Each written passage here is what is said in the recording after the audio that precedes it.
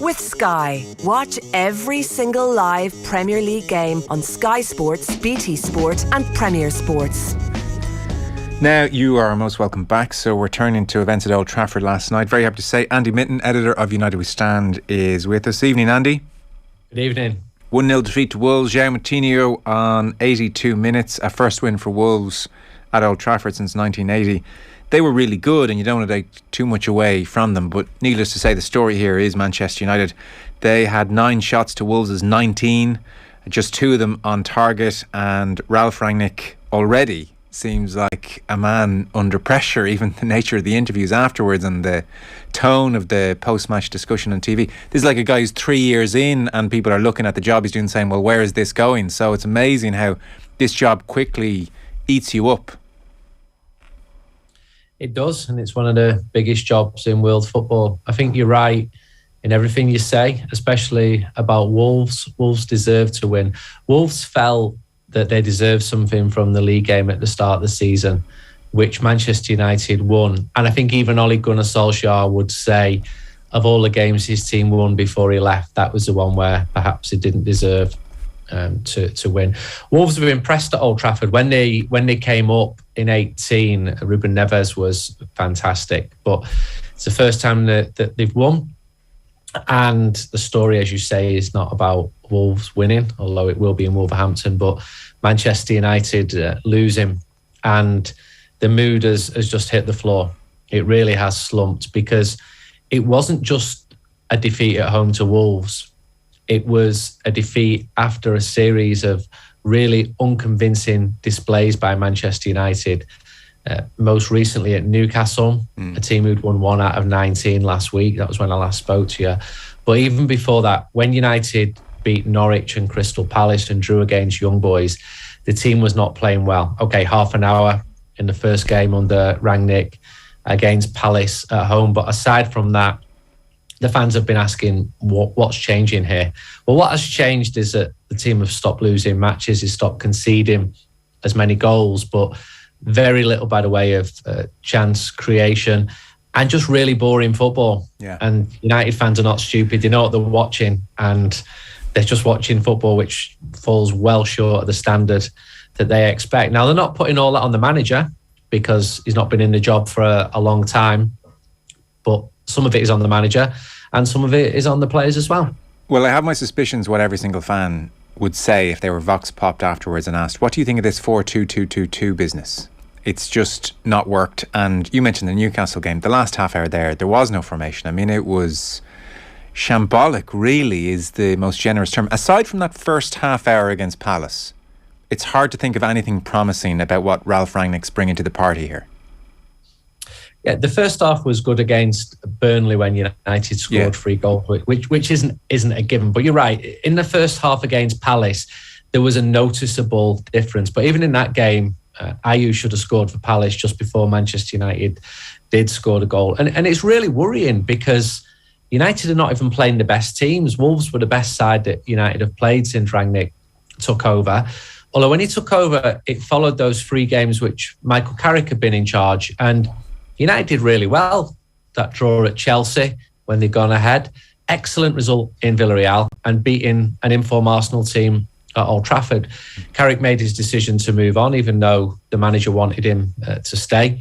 And Kieran McKenna and Martin Pert, 2 other coaches, they also moved on, even though the manager wanted them to stay. So this is part of the problem you've got here. New coaches have been brought in the half-light of a Manchester winter to work with players, not in the way that they would hope because of all the COVID restrictions. The training ground has been closed down, but other clubs have got problems with COVID as well. And there's a lot of talent at Manchester United, and the collective level of that talent at the moment is way, way below what it should be. Because Rangnick was asked after the game last night about the pressing or the lack of pressing, and he said, yeah, no, we didn't. And after 15 minutes, it was apparent that we couldn't get into the positions to hurt them in that part of the pitch, and they had constant outballs to their wing-backs. It's so rudderless in that he arrives, and you know where he's at his most powerful is going to be the first game, and in that first half hour against Palace, there's a real effort to press. And you think, well, here's the godfather of gegenpressing, and he's going to try and make Manchester United a pressing team. Now, most of us looked at that and said, well, with Ronaldo leading the line, best of luck. But they made a fist of it against Palace for half an hour. And since then, nothing. And you kind of wonder, like, what are they? What are they going to be if Ronaldo is playing and if this team can't seem to even press Wolves at Old Trafford in front of 75,000? Like, the best they've managed, Andy, maybe in the last 2-3 years under Solskjaer, is when he looked at the team and said, we don't have a controlling midfield player in there. Let's just be a damn dangerous counter-attacking team. And they were. And you think of their better results, Spurs away or PSG or some of those other results, the Man City results. They had the horses to be a really good counter-attacking team. They didn't have the horses to be a controlling possession team when Solskjaer tried to move that way. They didn't have the horses to be a pressing team. That really blew up in their faces against Liverpool at Old Trafford when they tried to press, and it was apparent they just couldn't do it. And now Rangnick's come in and tried to press. They look like they've tried to do it for half an hour. The rest of the time, I don't really know. And so there's nothing to be optimistic about here. Like, this whole thing has really gone out of control. There's very little to be optimistic about. You covered lots of different points there. And I sense that the tone of this conversation is going to be pretty bleak, because that's how I feel about Manchester United at the moment. There are two tiny shreds of optimism. Phil Jones came back and had a good game. He was Manchester United's best player. Yeah. And the second best player was probably David De Gea. He's having a good season, but that's partly because Manchester United are under the cosh so much and the goalkeeper's having a lot of things to do. The rest of them, they leave a huge amount to be desired. And there looks like a complete lack of control in games, which has been the case throughout most of the season. As you said, Ole Gunnar would often counter-attack with great effect. The best example of that last season was against Manchester City away, when Anthony Martial, remember him, was the man of the match, and United won the game against the best team in the country, a team who was still the best team in the league, and the league's won already. As far as I can see, I just cannot see Manchester City dropping points. But my concern is more with Manchester United, and it alarms me because it wasn't supposed to be like this. The team finished second last year, and if we compare like for like with where United are after 19 games, well, after 19 games last year, United were top of the league. And this year, the seventh, albeit with a couple of games in hand. United have conceded more goals this year, and they've scored fewer goals as well. So you can look at a whole different number of statistics. Last night against Wolves, the number of times the players gave the ball away was also alarming. And we're talking 5 or 6 players here, which leads me to think that the confidence of the players is lower than it should be. I know that there are issues in terms of the new coaches coming in. It's a new working environment for the manager. He still talks a good game. He's impressive when he talks to the media, and I've spoke to him before and after several matches. He's very clear, he's very concise with his answers. He's clearly an intelligent man. But when he got the job, I spoke to people in Germany who know him far, far better than I ever did. And they said he's a builder. He builds projects which take 3 years. And he's not got that at Manchester United this season. He's got 6 months to impress. And he's got a hell of a job. He's got a really, really difficult job because there are big egos in that dressing room. You've got some players who want to leave the club. You've got his coaches who are largely unknown. They've got to win over some of the biggest names in world football. And when the team stops winning and other teams pull away, that's when blame starts being apportioned. As a journalist, my job is to find the truth out. And I'm finding there's 3 or 4 different versions of the truth with Manchester United at the moment because it is so subjective. And yeah, that was clearly a terrible result against Wolves. The night before, I'm looking at the league table thinking, if Manchester United win the games in hand, they're going to shoot right up to... And as I'm looking at that, I'm thinking, why are you being such an idiot? This is an illness. They're not going to win the games in hand. They've been so unconvincing throughout this season. Even in the first 5 games when I think United won 4 and drew 1, they were unconvincing, and Wolves was one of those games. Even in that Newcastle game when Ronaldo came back, Newcastle controlled the game for large passages of that match. So there's been worries throughout this season. The form fell off a cliff. That's why Ole lost his job. And the new manager bounce has not happened with Ralf Rangnick. Well, do you know what was also incredibly striking last night was the Old Trafford crowd have, post Ferguson, generally had his words ringing in their ears. Your job now is to back the manager. And in fairness to them, they have been loath to turn on a manager. It's very rare there's been boos at Old Trafford, and it's been a long 8 years and counting. It's going to be another long 8 years, I suspect, given where they are now. So Rangnick's barely in the job. This was his first defeat last night, and he substitutes Mason Greenwood, and the Old Trafford crowd boo. Now, I thought that was really telling. They're fed up with this whole situation. They don't like the early signs of what this guy's about. There's no emotional investment in him because he's probably gone at the end of the season anyway. I just thought that was a real sign that this thing is now going to get messy. If they don't even have this sense of, oh look, we're a club that stands by the manager. Ferguson, 26 years, he told us keep standing by the next manager. That's kind of our thing. I mean, that was a massive departure from what we've seen under the previous managers, and I suspect now we're going to see booing this season at Old Trafford around what I would presume to be several bad results on the way, and it's going to get messy now, Andy. It's going to get really messy. Well, it could do, but whenever we've been in this point in recent years, somehow, largely under Solskjaer, Manchester United have managed to turn things round. Yeah. I'm not optimistic about where the team are right now, and that decision to take off Greenwood was booed for two reasons. One, because fans were seeing the team outclassed, and two, because he was one of Manchester United's best player, and it didn't make much sense to bring him off. Granted, Bruno Fernandes did very well when he came on, although he should have scored.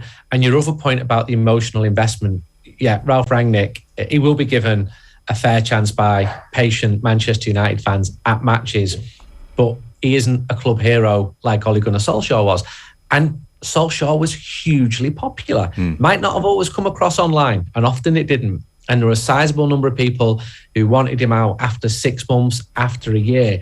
But in real life, at the club and at the games, he was a very, very popular man. Now, by the end of his time, you go to places like Atalanta and you'd speak to fans, and nobody thought that he should stay, but they wanted him to. They wanted him somehow to turn it around, and that didn't happen, and he lost his job. But there isn't that bank of credit for the new manager, for his coaches, and the frustration is much more likely to boil over. Not just with him, because I believe that every manager should be given a good amount of time, but with the players and with the ownership of the club. So there were anti-Glazer chants at Old Trafford last night against Wolves coming out the Stretford end. The Stretford end was loud. You also saw a section of Old Trafford trialling safe standing legally for the first time since 1994. So I think that was really encouraging as well. A tiny sliver of a positive amid all those negatives. I think one of the reasons people this morning and last night were so sure that there's serious trouble at this club was the Luke Shaw interview as well. This is more than just teething trouble and a new manager struggling to get his message across and disrupted preparation. So here's a glimpse of, not the full interview, because I mean, this is not a guy being misquoted. This is not one line being devoured and taken apart and blown up into something that's not. This was a long interview, so this is not the full interview. So Luke Shaw talked about the lack of effort, frankly, and Patrick Davison here in Sky Sports goes back to those kind of points. Have a listen. Just the last one on the team, because you said there was a sense almost of not being all out there together. What do you mean by that, and how do you get it? 'Cause it's a criticism you have faced in the past. It's tough. I think you look at our squad, you look at our team, the players we have.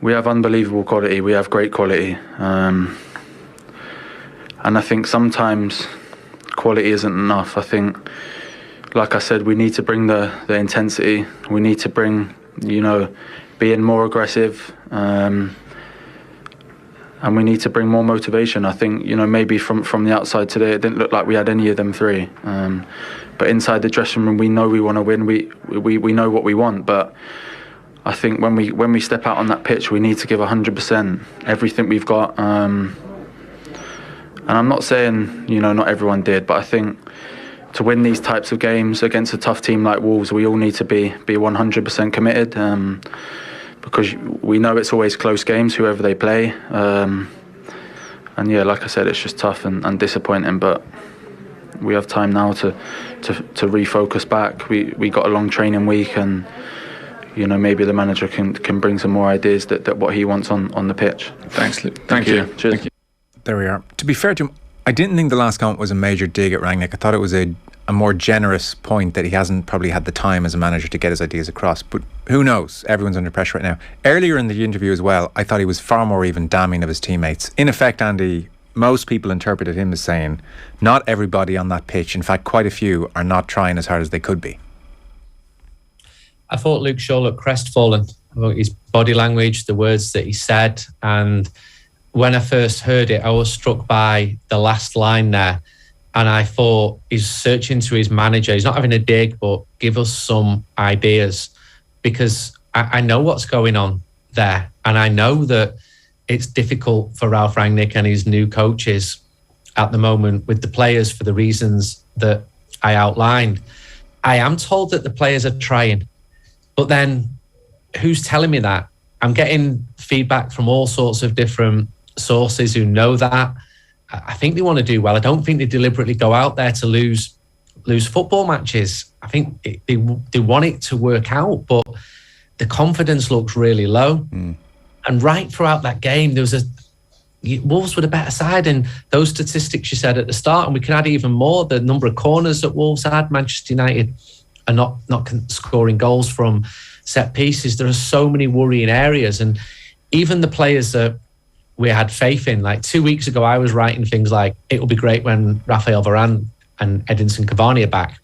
And they're back, and somehow they get sucked into the mire as well. Cavani was very good when he came on at Newcastle, and I think Varane is an excellent player. Well, at least alongside Phil Jones. Obviously, he's got an experienced master next to him.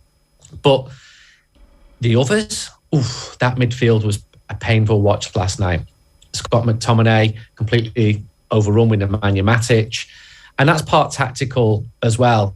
And yet McTominay had been the best player on the pitch against Burnley. So there's consistency issues here as well. You're getting players putting in 8 out of 10 performances, and the next week, 5 out of 10 performances. But results control the mood of everything. If United would have won that game 1-0 last night, I'm not even sure you would have rang me.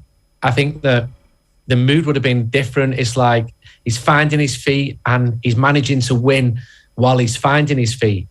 But when that goal went in after 82 minutes, it absolutely sank. And I had my lads outside the ground selling United We Stand. And that is a very real environment where after the game, they are hearing what people are saying. They are soaking in some of those comments. And trust me, they were not nice after the game yesterday. And there's a feeling that this season is already coming to nothing. And a very capable Aston Villa team could knock Manchester United out the FA Cup next week. And then what? You know, the 4th place, okay, other teams are dropping points as well. But Manchester United need to get a run out somewhere. And that hasn't happened at all this season. One last point I'd be very curious about is the mood in the dressing room, the atmosphere in the dressing room, the level of unity that's there. One thing that you felt Solskjaer had for the bulk of his regime was a sense of unity, seemed to restore that bit of spirit post-Mourinho, and that does not seem to be the case anymore. Bruno Fernandes was always liable to throw his hands in the air and always had a body language issue, but that has very much continued now, and naturally when results aren't as good, he's doing it more often. And then there's a sense that Ronaldo, I don't know, is Mason Greenwood's nose out of joint? I don't know, is the Bruno Fernandes-Ronaldo dynamic great? I mean, they seem to get on in certain points. In other ways, I mean, you miss your first penalty with Ronaldo standing behind you, and then he's on penalties, and he used to be the main man, and you're not the main man anymore. I don't know how well that sits with you. The Cavani situation was tricky. Where's Harry Maguire? I don't know. A lot of young players in there as well, looking around at all these dynamics. Managers changing. Pogba's his own entity. It does not seem like a good dressing room anymore. And Gary Neville's made that point about the body language. What are you hearing about the clickiness or otherwise in there now? Where is that dressing room? It's not a great dressing room. And a lot of that is down to the confidence. You've got big egos. You've got a lot of frustration as well, because these are players who wanted to be winning titles. One of the reasons they joined Manchester United was they were sold a dream. Obviously, they're well paid. That goes without saying. And when the team is 7th in the league, there's a lot of frustration there. Now, if you ask 25 players or people close to them what their version of events is, you're not going to get one straight answer, because the player who's getting picked every week and doing all right is going to give you a very different answer to someone who feels like he should be getting picked every week and isn't doing all right. And there were always issues, even when Ollie was there and things were going great. The guy who was number 15 or just making the match day squad rather than a specific number, was never delighted because he wasn't playing as much. And Ollie obviously had his favourites as well. What I've said is I know there are issues with training at the moment. The new manager's trying to put across his ideas, and there are unhappy players. There are players who want to leave. Anthony Martial wants to leave. And are the issues they don't like the messages he's given them or what he's advocating? I did read at one point they're not happy the training's slightly later in the day. Surely it's more than that.